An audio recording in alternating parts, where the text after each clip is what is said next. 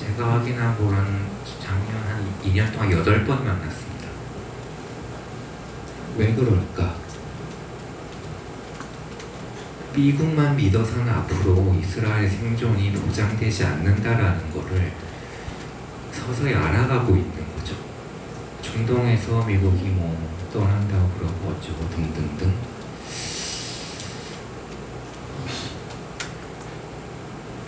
(20년) (30년) 저 역사학자라서 그런지 몰라도 이렇게 좀 길게 보는 편인데, 그 연결망은 만들어질 가능성이 훨씬 높다고 생각하고요.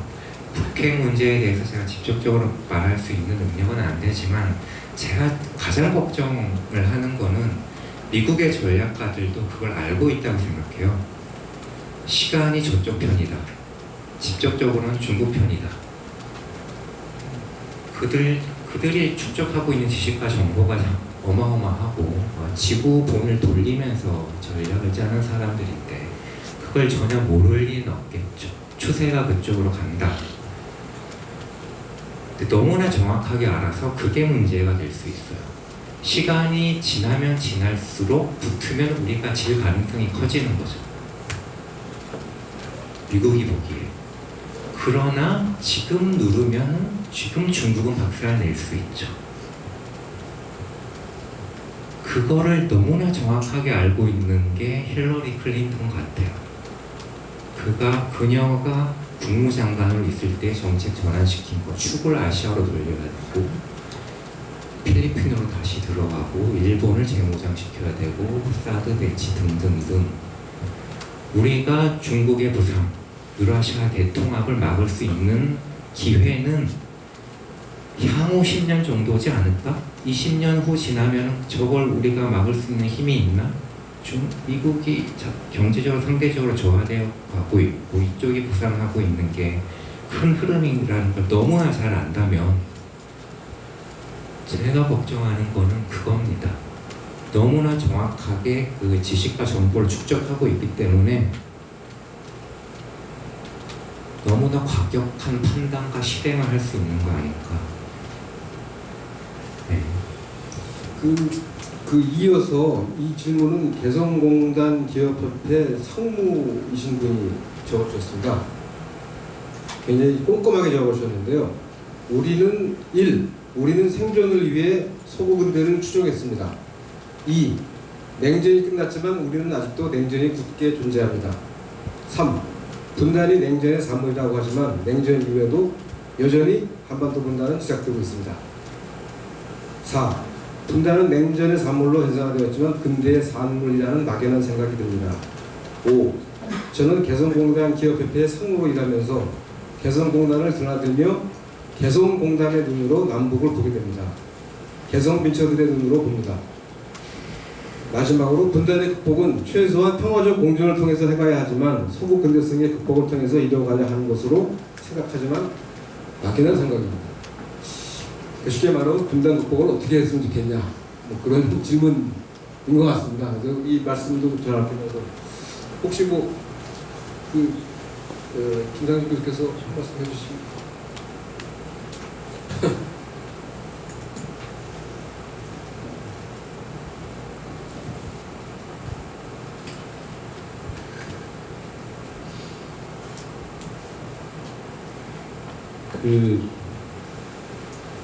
저는 이런 문제를 가지고 이제 지난 5월에 사회 걸쳐서 강연을 한번 드린 적이 있는데요. 이 결론만 뚝 떼서 말씀드리면 이렇습니다. 결론, 실제 방안이 뭐냐라고 했을 때, 지금 한반도에는 두 개의 나라가 있다. 누구나 알고 있는 상식입니다, 사실.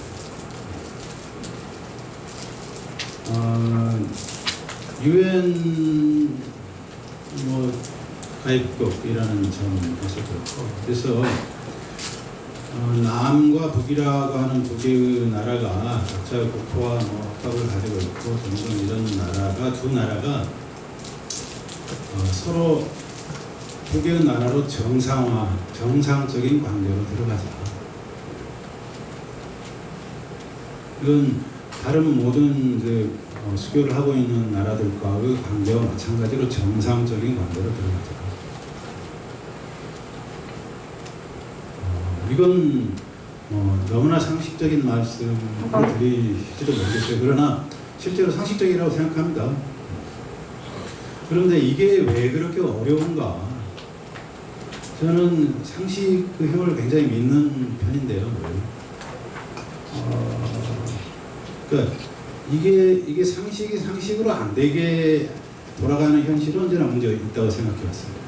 다른 어떤 이념적인 각도보다는 저도 뭐 지나고 보니까 그런 문제보다 제일 중요한 건 상식인 것 같다라는 거고, 실제로 남북이 여러 가지 역사가 얽혀 있고 어떻게 보면 더 그렇기 때문에 통일을 소리 높여 주장해만 할수록 상황이 더 이상해지는 상황이 되고 있습니다. 지금 통일 대박론을 해가지고 박자를 넣으면 넣을수록 드라이브를 걸면 걸수록 거꾸로 생각은 다 마찬가지거든요. 우리가 이쪽에서 한국 대통령이 통일 대박이다 막 그러면은 북에서 팔짝 뛰고 어떻게 듣겠습니까? 북에서 김모라고 하는 무슨 위원장이라고 불러달라고 하는 거기서 청년 있잖아요. 거기서 이제 통일은 대박이다 이렇게 당장 막 나오고 빨리 통일하자 그러면은 한국에서는 어떻게 듣겠습니까? 일반 국민들. 일반인들이 어떻게 생각할 것이냐. 이런 맞물리는 구조가 오히려 그 긴장을 더 필요 이상으로 증폭시키고 있고, 주변 강국들의 이해관계의 소위 장기파를 졸로 역할을 하게 하는 그런 안에서 고리를 만들어주는 거 아니냐. 그래서 안의 관계부터 일단 정상화하는 것이 무엇보다도 우리로서는 할 수 있는 중요한 일이 될 거고, 그런 각도에서 주변 나라들에게도 문제를 그렇게 풀어갈 수 있도록 역할을 해주자는 건데요.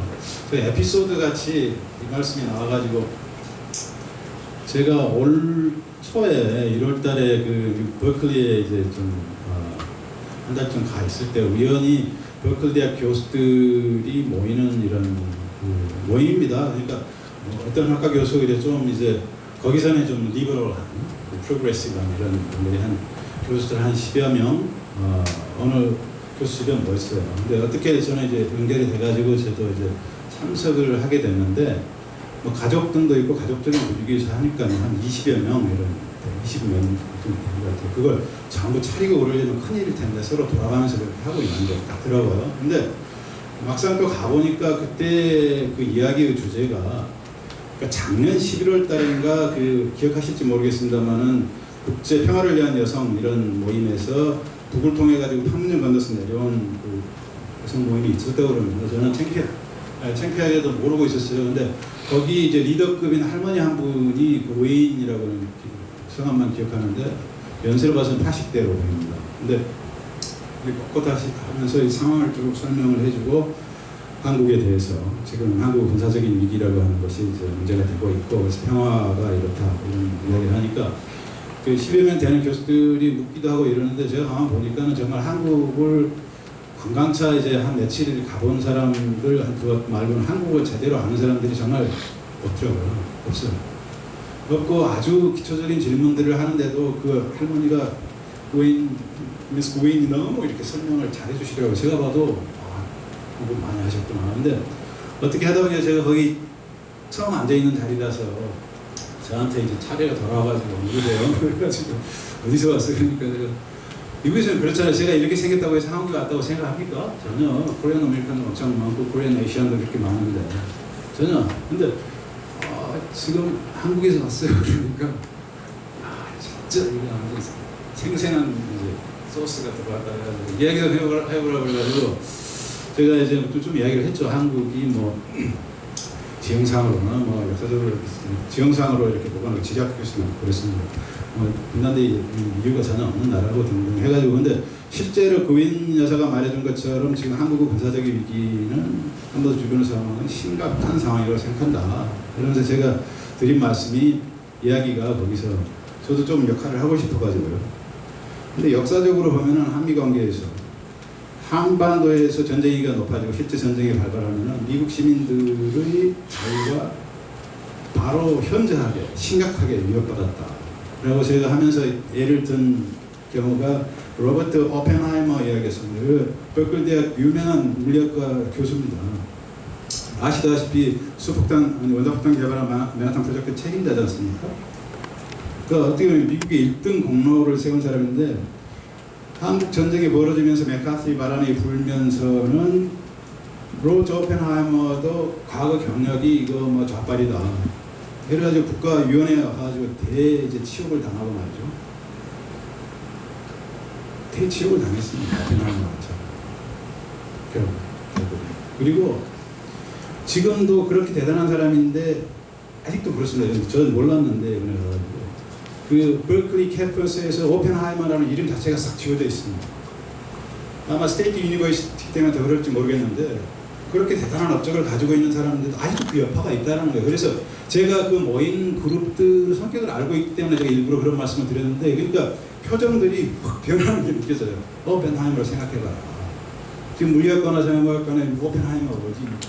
그 한국전쟁이 일어나면서 이분은 운명이 어떻게 됩니까?